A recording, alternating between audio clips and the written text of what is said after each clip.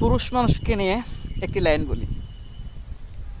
অনেক পুরুষ আছে প্রেম করে, রিলেশন করে, যাদের সম্পর্ক নষ্ট হয়েছে, বিচ্ছেদ হয়েছে, স্বামী প্রবাসে থাকে বা মহিলার ডিভোর্স হয়েছে।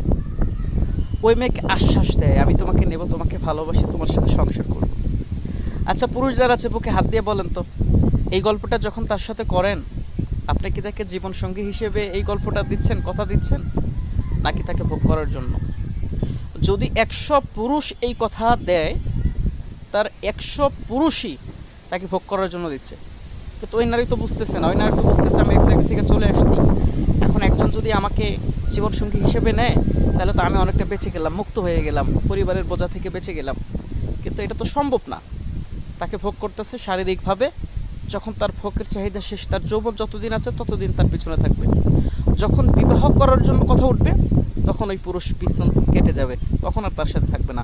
এই জন্য যারা এরকম বিচ্ছেদ, পরিবার থেকে চলে আসছেন, সম্পর্ক নষ্ট হয়েছে, ছ্যাঁকা খাইছেন বা ডিভোর্স হয়েছে, যদি এরকম প্রতিশ্রুতি কেউ দেয়, তাহলে তাকে বলেন আপনি বিবাহের প্রস্তাব দেন। দেখুন ওই পুরুষ বলবে এখন না, সময় হোক, একটু সময় আছে, আমি একটু ইনকামের জন্য তৈরি হচ্ছি, লেখাপড়া করতেছি, আমাকে আরেকটু সময় দেওয়া হোক। দেখবেন সর্বশেষ আপনাকে ছেড়ে সে অন্য একজনকে নিয়ে বিবাহ করেছে এবং তার জীবনসঙ্গী হিসেবে বেছে নিয়েছে।